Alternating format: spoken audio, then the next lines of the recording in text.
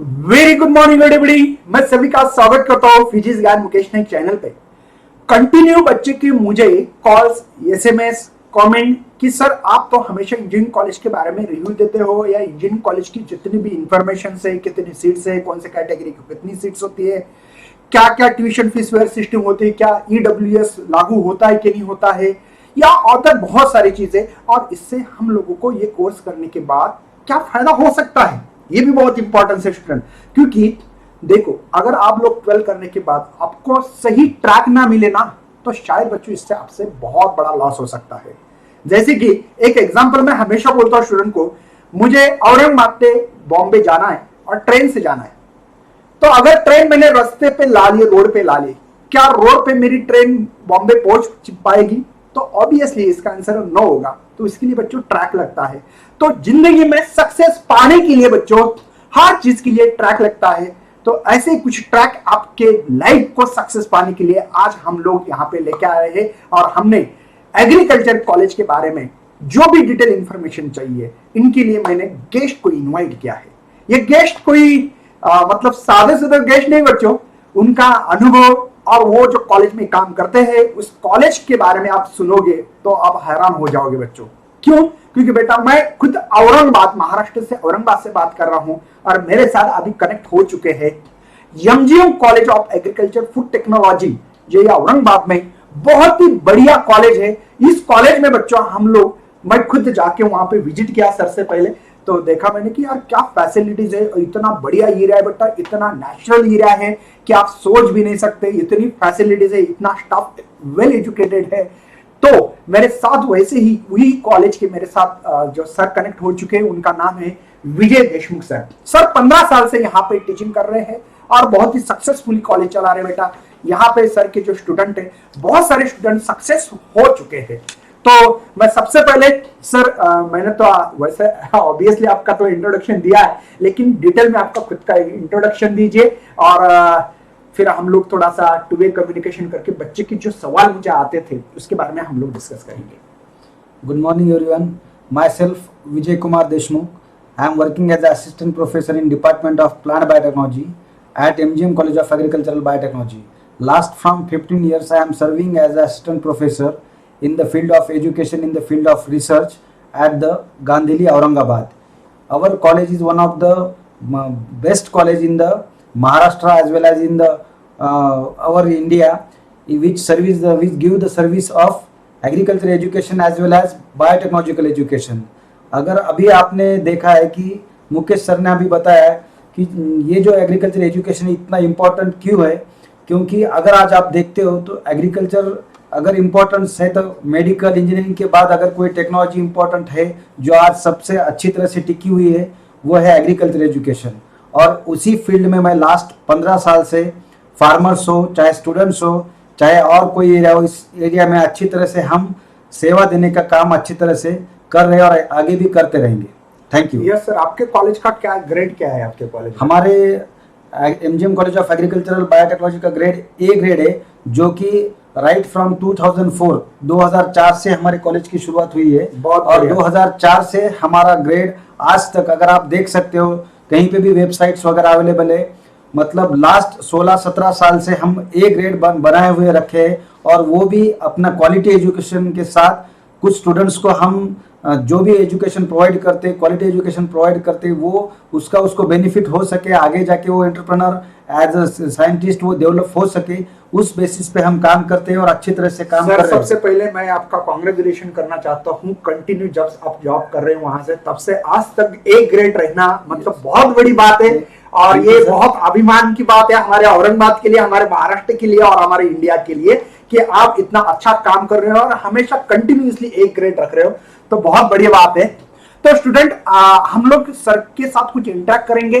अगर हमारा ये वीडियो सही में पसंद आया तो आपको शेयर करना है, लाइक करना है, और न्यू चैनल पे तो सब्सक्राइब भी करना है। इसके साथ में बच्चों, आप लोगों की जो जो रिक्वायरमेंट है अबाउट द एग्रीकल्चर के बारे में, फिर उसमें कौन कौन से ब्रांचेस है, उसके बाद में आपको क्या क्या फैसिलिटीज मिलती है, ट्यूशन फीस वेयर से टीएफडब्ल्यूएस है या नहीं है, ईडब्ल्यूएस है या नहीं है, कितने ब्रांचेस होते हैं, कौन सा ग्रुप लगता है, हर सवाल का आंसर इस वीडियो में हम लोग कवर करने की कोशिश करते हैं। तो बच्चों सबसे पहले आपको बता दूं कि आपको सबको पता होना चाहिए कि MST-CT 2000 जो 21 में होने जा रही है उसके लिए टिप्स एंड ट्रिक्स, इसके लिए मैं खुद नून पे काम कर रहा हूं। यहाँ पे बच्चों आपको अनलिमिटेड जितने डाउट्स होते हैं वो डाउट्स को क्लियर करता हूं। लास्ट मिनट तक आपका MST-CT एग्जाम के पहले आपका रिवीजन करने का काम करेंगे। साथ में बच्चों हम लोग यहाँ पे फिजिक्स के एवरीडे मॉर्निंग आपको इवनिंग और मॉर्निंग दोनों टाइम भी मेरे लेक्चर्स होते हैं। आपको पता है मॉर्निंग में भी 8 से 9 होता है और रात को भी 8 से 9 दोनों टाइम मेरे लेक्चर्स होते हैं। अगर आप लोगों को जिन बच्चों को सही में टॉप करना है, स्कोर बढ़ाना है, अगर आप लोग अपना सपना है ना किसी को कंप्लीट करना है तो मेरे साथ जुड़ना है आप लोगों को। और इसमें बच्चों हम लोग है ना जो एप्लीकेशन बेस्ड एमसीक्यूज है ना उसको टाइम कंज्यूमिंग बहुत लगता है, मतलब कम समय में एमसीक्यूज नहीं हो पाते हैं। तो उसके लिए कुछ आइडियाज होते हैं, कुछ ट्रिक्स होते हैं, है ना। तो how to jump directly answer, ऐसे चीजों के ऊपर हम लोग इस सेशन में हमेशा डिस्कशन करते रहते हैं। तो सभी बच्चे अभी आप लोग नून ऐप पे जाना है, वहां पे मेरे ग्रुप को ज्वाइन भी करना है। प्ले स्टोर पे पहले आप डाउनलोड करो ताकि आपको मेरा ग्रुप वहां पे मिल जाएगा, मुकेश नायक सर, ठीक है। तो सभी बच्चे वहां पे मिलेंगे, हम लोग अच्छी तैयारी करेंगे और शायद इसी तैयारी से सर के कॉलेज को भी हम लोग एडमिशन लेंगे, ये भी उम्मीद रखता हूं मैं सभी बच्चे से। तो मैं हूं दिनेश सर, सोहिन सर, हमारी एक लेवे पूरी की पूरी बैच यहाँ पे नून पे काम कर रही है आपके लिए, वो भी फ्री ऑफ कॉस्ट में। नोट्स भी प्रोवाइड करते हैं, कंपटीशन भी लेते हैं, बहुत सारी चीजें हम लोग वहां पे एक्टिविटी करते रहते हैं, असाइनमेंट देते रहते हैं। तो चलो बच्चों मिलते हैं कोर्स में। सर उसके बाद में मैं आपको पूछना चाहता हूं कि टोटल महाराष्ट्र में कृषि जो विद्यापीठ होती है, जो एग्रीकल्चर यूनिवर्सिटीज हो, कितने हैं टोटल? मैं आपको एक बात बताऊं कि अगर आप यूनिवर्सिटीज़ के बारे में देखते हो तो जनरल यूनिवर्सिटीज़ होती है जो ट्रेडिशनल यूनिवर्सिटीज़ करते हैं। Okay. अभी कुछ प्राइवेट यूनिवर्सिटीज़ है और कुछ एग्रीकल्चर यूनिवर्सिटीज़ है। एग्रीकल्चर यूनिवर्सिटीज़ का क्या है कि वो सिर्फ एग्रीकल्चर एजुकेशन प्रोवाइड करते हैं। उसका जो भी कंट्रोलिंग होता है इंडिया बेसिस पे, मतलब अपने कंट्री लेवल पे जो होता है, तो उसका वो ICR Indian council of agriculture research, ये उसका ये जो बॉडी है ये पूरा उसको क्या बोलते हैं हम उसको कंट्रोल करती है। उसके बाद अगर हम स्टेट वाइज देखें तो हर एक स्टेट में एग्रीकल्चर यूनिवर्सिटीज़ है। महाराष्ट्र के बारे में अगर आप देखते हो तो महाराष्ट्र में 4 एग्रीकल्चरल यूनिवर्सिटीज़ है। वो 4 यूनिवर्सिटीज़ अलग अलग एरिया में उसमें डिवाइड हो चुकी है। मतलब अगर हम देखेंगे कि मैं एग्जाम्पल के तौर पे बताऊंगा कि महात्मा फुले कृषि विद्यापीठ राहुरी, ये जो यूनिवर्सिटी है।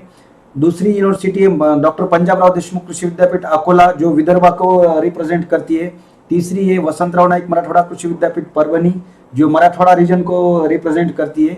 और चौथी यूनिवर्सिटी जो है वो डॉक्टर बाला साहेब सावंत कोकण कृषि विद्यापीठ दापोली, ये जो कोकण एरिया है, कोस्टल एरिया, उसको कवर करती है। ये चारों यूनिवर्सिटीज एक ही एजुकेशन प्रोवाइड करती है, लेकिन एरिया बड़ा होने के कारण अलग अलग एरिया में उसको कंट्रोल करने के लिए। और ये चारों यूनिवर्सिटीज को अगर कंट्रोल कोई करता है महाराष्ट्र लेवल पे तो एक MCAER, Maharashtra council of agriculture and education research, जो भी सारे आपके 12th के बाद अगर आप फॉर्म्स फिलअप करोगे वो MCR के थ्रू ही फॉर्म फिलअप करोगे। ऐसे जैसे कि इंजीनियरिंग वाले बच्चे DTE को करते हैं, यस, है ना, डायरेक्ट टेक्निकल एजुकेशन, वैसे MCAER Maharashtra council of agriculture education research. तो बच्चों ये जो यूनिवर्सिटी है, ये 4 यूनिवर्सिटी हमारे पूरे महाराष्ट्र में है।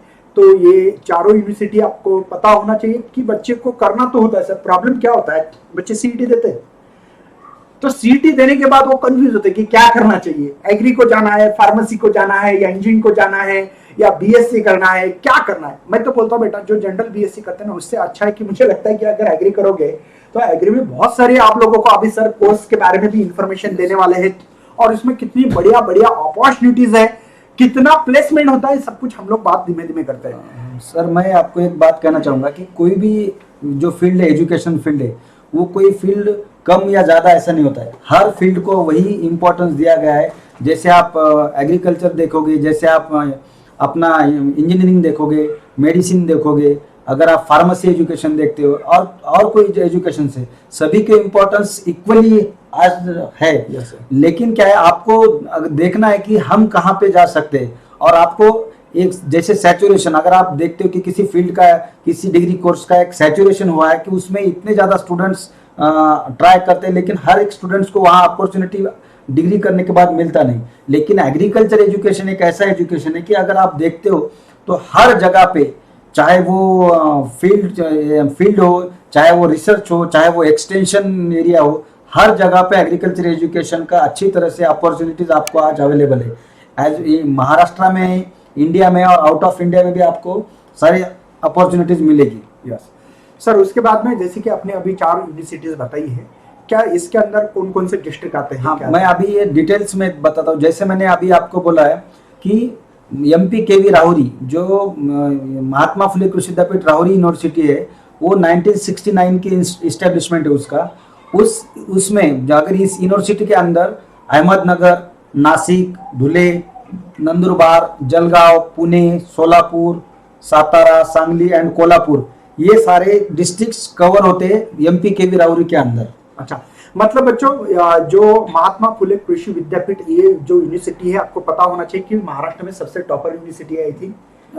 यस यस, नहीं, ये जो चारों यूनिवर्सिटीज है, ये मुझे ये आपको कहना है कि अगर कोई, सपोज मैं एग्जांपल के तौर पे बताता हूँ कि अगर कोई नासिक का 12th पास आउट स्टूडेंट है, अगर उसको फॉर्म फिलअप करना है, अगर उसको एडमिशन लेना है एग्रीकल्चर यूनिवर्सिटीज में, तो उसको महात्मा फुले कृषि विद्यापीठ राहुरी के अंडर उसको फॉर्म फिलअप करना पड़ेगा। फॉर्म तो एक ही होगा वो, लेकिन उस जहां से उसका 12th होता है, वो उसका मतलब उसकी होम यूनिवर्सिटी हो गई एमपी केवी राहुरी। ओके, दूसरा एग्जांपल अगर मैं आपको बताता हूँ कि पंजाबराव देशमुख कृषि विद्यापीठ अकोला, कोई विदर्भा रीजन का कोई स्टूडेंट है, चाहे वो गढ़चिरौली से हो, चाहे वो अकोला से हो, चाहे वो भंडारा से हो, यवतमाल से हो, नागपुर से हो, वो स्टूडेंट फॉर्म एक ही भरेगा, लेकिन उसका होम यूनिवर्सिटी होगा एग्रीकल्चर का पीडीकेवी अकोला। यस। तो ये बच्चों अभी हम लोग शॉर्टकट में बताएंगे, जैसे कि वसंतराव नाईक मराठवाडा यूनिवर्सिटी जो है परभणी, हिंगोली, नांदेड़, लातूर, उस्मानाबाद, बीड, जालना है ना, औरंगाबाद। यस। वैसे बालासाहेब सावंत कोकण विद्यापीठ जो है रत्नागिरी, सिंधुदुर्ग, रायगढ़, ठाणे, पालघर, मुंबई सिटी, मुंबई सबअर्बन। हाँ। ओके, तो ये सब कुछ आते हैं, तो इसके बारे में तो ज्यादा डिस्कशन करने का काम नहीं। हम लोगों को कुछ इंपॉर्टेंट क्वेश्चंस है जो कि मैं आपको पूछने वाला हूँ सर, कि सबसे मेन जो है बच्चे का कंफ्यूजन ये होता है कि मुझे कोई कॉलेज मिलना है तो मुझे बोर्ड में कितने परसेंटेज लगेंगे, कैटेगरी के लिए कोई फायदा है या नहीं है, मिनिमम एज कितनी होगी, ये क्राइटेरिया बोलते हैं हम लोग, ये क्राइटेरिया क्या लगेगा इन बच्चों के लिए?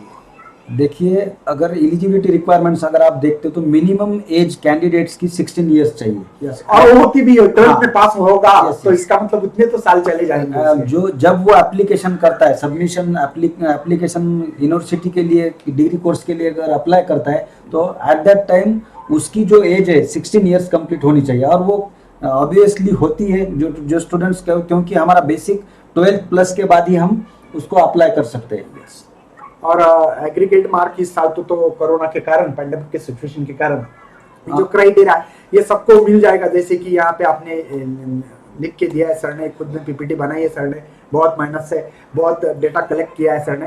तो इसके लिए क्वालिफाई जो लिखा है 12th साइंस होना चाहिए, मिनिमम 50% जनरल कैटेगरी और मिनिमम 40 मार्क होना चाहिए एग्रीगेट कैटेगरी, जैसे कि SC, ST, VJT, NTA, NTC, NTD, NTB है ना, OBC, SC, SBC, EWS और हैंडीकैप के लिए। सिंपल ऐसा है कि अगर कोई जनरल कैटेगरी का स्टूडेंट्स है तो उसको 50% मार्क्स चाहिए, और जनरल कैटेगरी छोड़ के जो भी कोई कैटेगरी स्टूडेंट्स का हो उसको मिनिमम 40% मार्क्स उसके 12th में चाहिए। ओके, सबसे बहुत महत्वपूर्ण एक मुद्दा है सर बच्चों का, कि जैसे कि बच्चे इंजीनियरिंग में जाते हैं तो उनके लिए CET के 100% जो भी होंगे वो सब पकड़े जाते हैं, लेकिन आपका जो एग्री का जो जैसे कि एडमिशन लेना है तो उसका क्राइटेरिया फार्मेसी और इंजीनियरिंग से अलग है।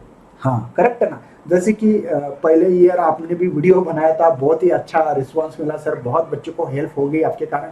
बच्चों में बता दूं, पास्ट ईयर में सर के प्रिंसिपल, खरडे सर, ये तीनों की टीम है, इन तीनों ने 2-4 वीडियो बना के सभी बच्चों को, महाराष्ट्र को बहुत बढ़िया गाइडेंस किया था। और सर को कम से कम 10,000 कॉल आए थे, 10,000 बच्चों को सर ने गाइड किया है।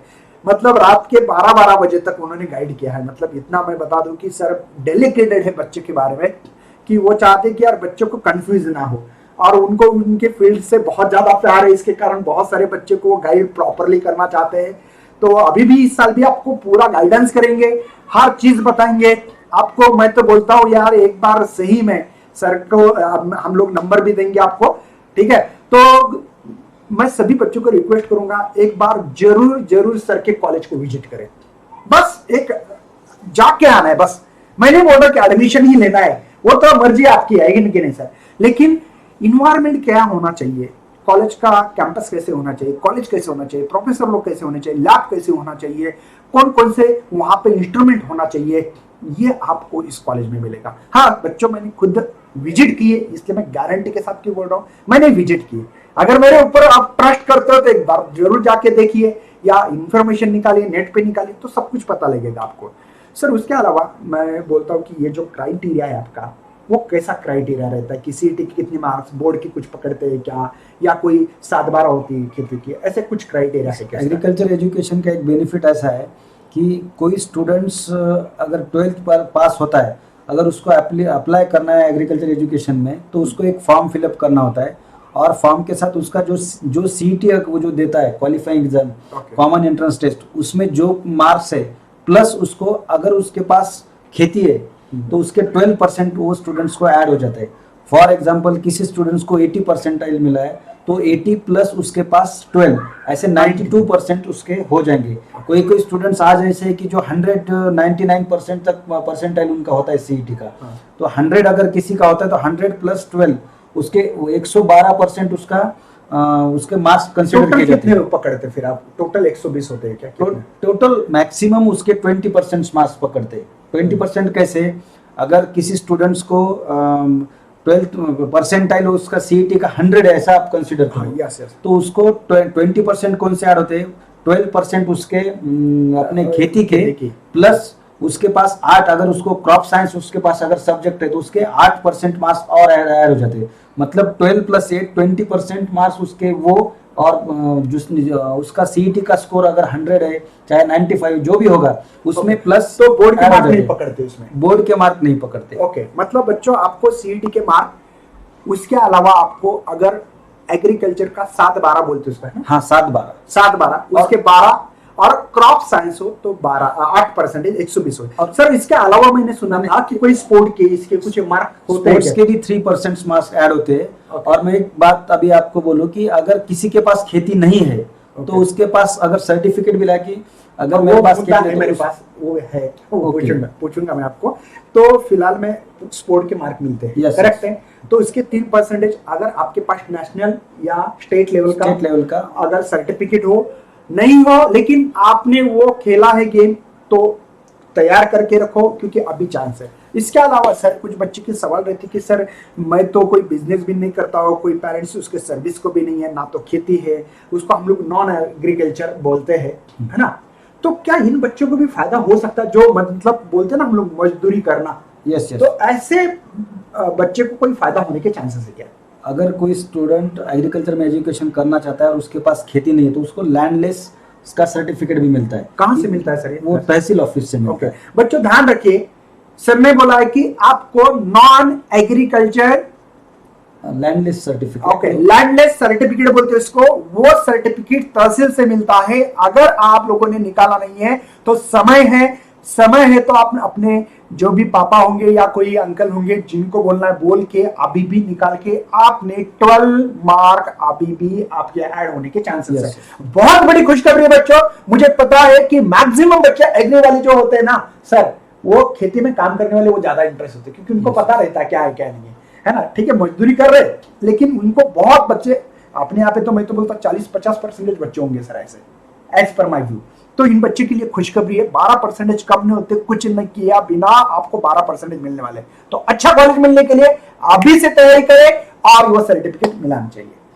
और नियर अबाउट 145 कॉलेजेस है महाराष्ट्र में एग्रीकल्चर, 145 सोच सकते तो अलग अलग फील्ड में वो कॉलेजेस है। 145 कॉलेज में आप कहीं पे भी एडमिशन ले सकते हो, एक फॉर्म पे, एक ही फॉर्म आपको फिलअप करना है।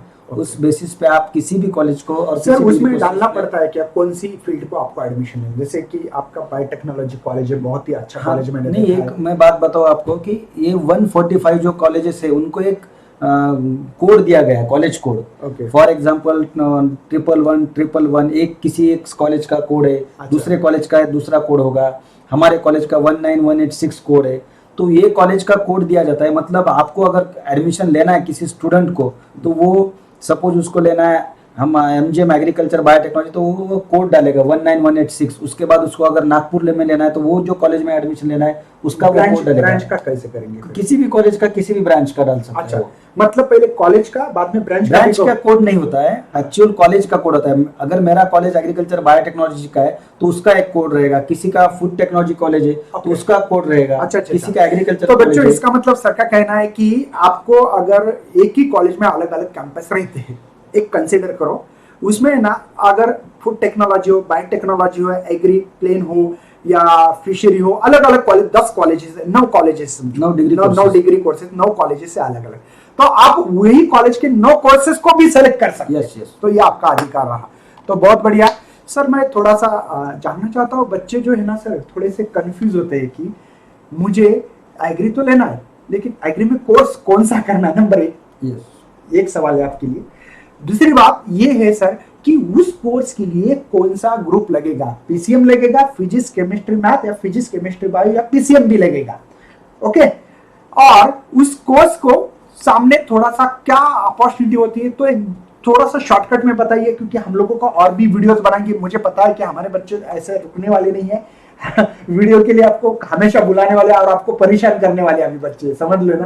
क्योंकि आपने जैसे कि सर ने पास्ट ईयर में बहुत बढ़िया बढ़िया वीडियो बनाए तो बहुत सारा रिस्पांस मिला था। इस साल भी बच्चे को जरूरत है सर इस चीज के, और प्रॉपर वे। देखो मैं अगर इंफॉर्मेशन बताऊं ना तो बता सकता हूं, लेकिन मुझे आपके इतना नॉलेज नहीं होगा, क्योंकि आप 15-16 साल है आपका इस फील्ड में काम कर रहे हो, और वो भी सक्सेसफुली। और एक ग्रेड मतलब कम नहीं होता है सर, ये आपको कैसे आदत होगी इसलिए थोड़ा ज्यादा नहीं लगता होगा। हमारे जैसे लोगों को तो एक ग्रेड और कंटिन्यू एक ग्रेड मिलना ये बहुत बड़ी बात होती है, और एक गर्व की बात है सही में बच्चों। तो ऐसे सक्सेसफुली आदमी के साथ हम लोग जुड़े, तो मुझे लगता है कि जो गाइडेंस मिलेगा वो प्रॉपर वे मिलने वाला है। तो सर प्लीज इसके बारे में थोड़ा सा कोर्स के बारे में बताइए। सर मैं आपको पहले जो भी कोर्सेस है वो कोर्सेस इन लिस्ट शॉर्टली बताता हूँ, उसके बाद उसका क्वालिफाइंग एग्जामिनेशन के लिए क्या क्या मुझे लगता है कि सर ऐसे जैसे हमारे सामने अभी स्क्रीन है, तो वैसे अगर बताया तो बहुत बढ़िया। बीएससी ऑनर्स है जैसे कि 4 ईयर है, और इसके लिए ये ग्रुप लगता है, बस बाद में हम लोग डिटेल में ब्रीफ में बताने वाले हैं। अगर सबसे पहले बीएससी एग्रीकल्चर, अभी उसका नाम बीएससी ऑनर्स हो गया है, उसमें कंफ्यूज मत होइएगा। किसी को अगर बीएससी एग्रीकल्चर का एडमिशन लेना है तो वो 4 साल का कोर्स ड्यूरेशन है। आपको इसके पहले एक बात बता दूं कि आप इंडिया के किसी भी एग्रीकल्चर यूनिवर्सिटीज में जाओगे तो आपको 4 साल का ही डिग्री कोर्स मिलेगा, और ये सेंट्रलाइज एजुकेशन है। ऐसा नहीं कि यहाँ का सिलेबस एक अलग है, वहाँ का सिलेबस अलग है। सभी इंडिया में, सभी महाराष्ट्र में एक ही सिलेबस मिलेगा जो आपको फॉलो करने के लिए ईजी हो जाएगा। तो उसमें सबसे पहले बीएससी एग्रीकल्चर, जिसको हम अभी बीएससी ऑनर्स बोलते हैं, 4 साल का डिग्री कोर्स है, और उसके लिए आपको 12th पास होना जरूरी है। जिसके बाद आपके पास पीसीबी, पीसीएमबी और पीसीएम, ये तीनों भी जो पीसीबी पीसीएम भी है, मुझे ये कहना है कि अगर फिजिक्स केमिस्ट्री बायोलॉजी अगर आपके पास हो 12th में, तभी भी आप एडमिशन ले सकते हो। फिजिक्स केमिस्ट्री मैथ हो तभी भी आप एडमिशन ले सकते हो, और फिजिक्स केमिस्ट्री मैथ और बायोलॉजी हो तभी भी आप एडमिशन ले सकते हो। शॉर्ट ब्रीफ में बताता हूँ बेटा। बीएससी ऑनर जो है 4 साल का है, और ये 12th पास होने के बाद हम लोग कर सकते हैं सीईटी देके। उसके लिए पीसीबी पीसीएम कोई भी ग्रुप लो, आपको एडमिशन मिल जाएगा। खुशखबरी आपके लिए। ओके सर, बहुत बढ़िया। Next sir. और बीएससी हॉर्टिकल्चर के लिए भी वही आपको क्वालिफाइंग जो ये एग्जामिनेशन से वो लगेगा, लेकिन अभी आपको सिर्फ एटलीस्ट 12th के बाद आपको MHCET जो महाराष्ट्र कॉमन एंट्रेंस टेस्ट है, जेईई है, NEET है, AIEEE है, ये इसी में किसी में इसी आपको एक एग्जाम आपको क्वालिफाई करना है। और दूसरी बात बच्चों, समझो आपने 4-5 एग्जाम दे दी, नीट, जेडब्ल्यू, सीईटी, नीट, कोई भी एग्जाम दे दी। आपको लगता है कि यार मुझे ना सीईटी में काम मार्क है, जेडब्ल्यू में ज्यादा, तो जेडब्ल्यू का स्कोर डालो। बाकी का डालने की जरूरत नहीं। नीट का स्कोर है तो नीट का डालो, है ना। मतलब आपको जिसमें ज्यादा स्कोर आता है वो स्कोर आप उसमें डाल दो, बस आपको कॉलेज मिल जाएगा। मतलब इतनी बड़ी ऑफर है बच्चों। कभी कभी क्या होता है सर, मैंने देखा ऐसे, एक बच्चे ने नहीं किया सर, एमएचटीसीटी ऐसे टाइम पास बोल के दिए थे, जेडब्ल्यू का स्टूडेंट था वो, और एमएचटीसीटी में बहुत अच्छे मार्क्स आ गए, तो उसको एकदम अच्छा कॉलेज मिल गया सर। ये भी हो सकता है, हो सकता है। तो ये मतलब आपको मौका मिल रहा है, ये नहीं तो ये मतलब ऑफर है भैया। 4 है, कोई भी एक सेलेक्ट करो, तो इसमें तो ज्यादा मार्क्स है वो आपको अपलोड कर सर। ये ओनली हॉर्टिकल्चर के लिए ही क्राइटेरिया है, सभी एग्रीकल्चर के हर एक डिग्री कोर्स के लिए ये चारों कोर्स चल सकते हैं। और वाह, बहुत खुशखबरी है बच्चों आपके लिए, बहुत बढ़िया। Next sir. उसके बाद बीएससी फॉरेस्ट्री, जो फॉरेस्ट्री एजुकेशन में आपको सीखने को मिलेगा, और BFSC फिशरी साइंस में भी आप डिग्री कर सकते हो। ये दोनों कोर्सेज 4 साल के लिए है। और क्राइटेरिया सबके लिए PCM भी चलता है, PCB PCM CCB चलता है ना? मेरे ख्याल से फिशरी के लिए ओनली PCB चलेगा क्या? नहीं, इसके लिए भी आपको PCB और PCM भी, क्योंकि ये जो है ना, ये सब उन्होंने उसी में दिया हुआ है। ओके नहीं, यहाँ पे थोड़ा common entrance exam organize by author during okay. चलो next sir, BTech agriculture engineering, इसके लिए भी अगर आपको एडमिशन लेना है तो अगर आपने इंजीनियरिंग देखा होगा, केमिकल इंजीनियर, मैकेनिकल इंजीनियर, लेकिन एग्रीकल्चर जो भी आपकी एग्रीकल्चरल टेक्नोलॉजी है, ट्रैक्टर से लेके हर एक ड्रिप इरिगेशन हो, चाहे अपना ड्रोन का एजुकेशन हो, हर एक जो एग्रीकल्चर के रिलेटेड इंजीनियरिंग है वो बीटेक एग्रीकल्चर इंजीनियरिंग है। मतलब सर थोड़ा सा डिस्टर्ब करता हूं मैं, मतलब बच्चों आपके लिए बहुत बड़ी खुशखबरी है, एग्री करते करते इंजीनियरिंग भी कर रहे हैं। यस बिल्कुल, एक कोर्स के साथ 2 कोर्स फ्री, मतलब एक के साथ एक फ्री, मतलब ऑफर है सर। ये तो बहुत बढ़िया खुशखबरी है सभी बच्चे के लिए यार। मतलब सोच सकते हैं बच्चों कितनी सारी अपॉर्चुनिटी है एग्री में। मतलब बेटा एक बात बताऊं कि आप फूड इंस्पेक्टर बनना है ना, ये बड़े बड़े जॉब जो क्लास 1 के जितने पोस्ट है ना, आप सोचो कि क्लास 1 क्लास 2 की, ये मैक्सिमम लोग एग्री से होते हैं सर। बराबर बोल रहा हूं मैं? क्योंकि बच्चों अगर आप लोग सिविल सर्विसेज में जाना चाहते हो तो agri is the best option है बेटा। और उसमें भी आपको कितने सारे कोर्स दे चुके हैं कि जो आपको चाहते हो ना उसमें कर लो यार। जिसको इंजीनियरिंग बनना चाहते हैं इंजीनियर बनो, जिनको है ना ओनली कोर्स 4 साल का कोर्स जो है आपका UG PG करना, जो बाद में PG भी कर सकते हैं, बहुत सारी अपॉर्चुनिटी है सर। धीमे धीमे बोलते रहेंगे आप लोग। एक आपको बात बतानी थी, अगर बीटेक एग्रीकल्चर इंजीनियरिंग और बीटेक फूड टेक्नोलॉजी के लिए आपको मैथमेटिक्स कंपलसरी है, तो मतलब इसके लिए PCM ग्रुप इज मोस्ट। आपको CET आपको PCM ग्रुप में दी हुई कंपलसरी चाहिए। मैं ये आप यहाँ पे नीचे PCM भी एंड इंग्लिश क्या लिखा है सर? नहीं, PCM और PCM भी ये तो चलता ही चलता है, लेकिन अगर आपको PCM प्योर PCB नहीं चलेगा, प्योर BCB है तो नहीं चलेगा आपको। अगर आपको एग्री इंजीनियरिंग करना है तो मैथ कंपलसरी है बच्चों, जो कि आपको फूड टेक्नोलॉजी के लिए भी, फूड टेक्नोलॉजी के लिए भी PCM ग्रुप है। मतलब ऊपर 3 ग्रुप है हमने देखा, BSc एग्रीकल्चर, बाद में देखा हॉर्टिकल्चर देखा, फॉरेस्ट्री देखा, फिशरी साइंस देखा, फिशरी साइंस, ये 4 ही में PCM भी PCB कोई भी ग्रुप चलता था। लेकिन यहाँ पे B Tech engineering and food technology के लिए ओनली PCM PCB रहता चलता है बेटा, वो तो जनरल ग्रुप है ना। PCM भी रहता तो चलेगा, लेकिन अगर PCM होना ही, mathematics is compulsory. Yes okay sir. उसके बाद आपको BSc ऑनर्स कम्युनिटी साइंस, जिसको हम पहले होम साइंस बोलते थे, होम साइंस के लिए भी अगर आपको PCM है, PCMB और PCB, ये तीनों मतलब जो इन तीनों कोर्सेस क्या बोलते हैं सब्जेक्ट्स में अगर आपने CET दिए तो वो चलेगा। बाकी और बीटेक बायोटेक्नोलॉजी और उसी के लिए सेम ही क्वालिफाइंग एग्जामिनेशंस आपको है।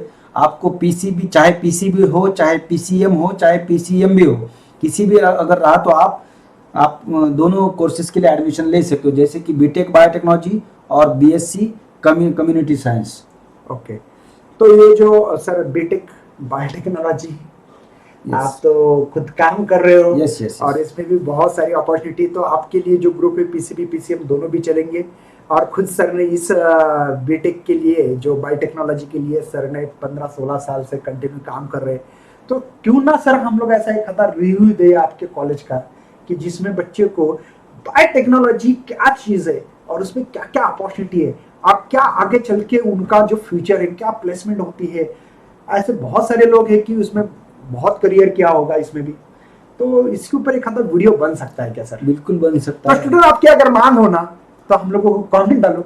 हम लोग नहीं कि इसके लिए बहुत ब्रीफ डिटेल में एक वीडियो बनाना चाहते हैं और डेलीकेट करना चाहते हैं आपके लिए। क्या बनाना चाहिए? मुझे भी लगता है कि सर हाँ यस, आपकी खाली मांग होनी। डिटेल अबाउट बायोटेक्नोलॉजी हम उसका एक अच्छी तरह से आपको इन्फॉर्मेशन प्रोवाइड कर सकते हैं। आप देख ही रहे हो कोरोना के चलते अभी आप अगर वैक्सीन, काफ़ी सारे स्टूडेंट्स ने वैक्सीन लिया होगा, आपने भी वैक्सीन लिया होगा। ये जो भी सक्सेसफुल जो भी इवेंट्स है वो बायोटेक्नोलॉजिस्ट ही कर सकता है। अगर आपके RT-PCR टेस्ट हुए होंगे वो भी एक बायोटेक्नोलॉजिस्ट का ही क्या बोलते हैं प्रयास है कि जिसके देश को बचाने के काम कर रहे हैं। मैं कॉलेज में आने के बाद आपने मुझे दिखाया था सब कुछ चीजें, प्रोसेस मैंने देखा था। और शायद मेरे पास फोटो भी होंगे, आपके यहाँ पर शेयर भी करेंगे बच्चों के, मेरे साथ के जो फोटो है वो भी शेयर करेंगे, क्योंकि मैं खुद गया था और मुझे सर ने पूरी इन्फॉर्मेशन दी उसकी, तो मुझे भी लगा कि हाँ सही में क्यों हम लोग पीछे जाके ऐसा लग रहा था कि बायोटेक्नोलॉजी पढ़ना चाहिए। ओके सर, तो इसके अलावा सर मुझे लगता है कि जो भी बाकी की जो चीजें हैं इसके ऊपर और एक वीडियो बनाया जाए, क्योंकि क्या है सर कि एक ही वीडियो में बहुत ज्यादा लेंथी होती है, बच्चे को भी ज्यादा इन्फॉर्मेशन कैसे है कि थोड़ी थोड़ी रोज की अगर 10-10 15-15 मिनट की रही तो बच्चे बहुत खुश हो जाते हैं। तो सही में सर आप लोगों ने जो टाइम लिया है इन बच्चों के लिए, इस स्टूडेंट के लिए, उनका फ्यूचर ब्राइट करने के लिए, तो मैं और मेरे स्टूडेंट की तरफ से और फिजिक्स ज्ञान की फैमिली की तरफ से आपको मैं धन्यवाद करना चाहता हूं। हम लोग ऐसे ही बच्चों मिलते रहेंगे न्यू वीडियो के साथ, न्यू इन्फॉर्मेशन के साथ। अगर आपको सही में बहुत ही डिटेल और प्रॉपरली, देखो गाइडेंस करने के लिए मैं भी कर सकता हूँ यार पढ़ के कहीं से, लेकिन पढ़ना और उसमें अनुभव लेना, उसका जो अनुभव होता है ना बेटा, वो हर चीज हर समय हमको एक एक चीज सिखाता है, एक एक मिनट एक एक चीज सिखाने में काम आ जाता है। तो इनका अनुभव तो सोच सकते हैं 16 साल का है बच्चों, और वो भी सक्सेसफुल उन्होंने करके दिखाया है। ये बहुत इंपॉर्टेंट चीज है बेटा। सक्सेस, देखो मैं हमेशा बोलते रहता हूं, हर शब्द बनता है बच्चों मिलाने के लिए, मतलब वो मिलना चाहिए इसलिए बनता है। तो क्यों ना हम लोग इस कॉलेज को भी मिलाने के लिए कोशिश करें। तो चलो मिलते रहेंगे ऐसे न्यू वीडियो के साथ, तब तक bye, thanks for watching this video and best of for your study and your future plan.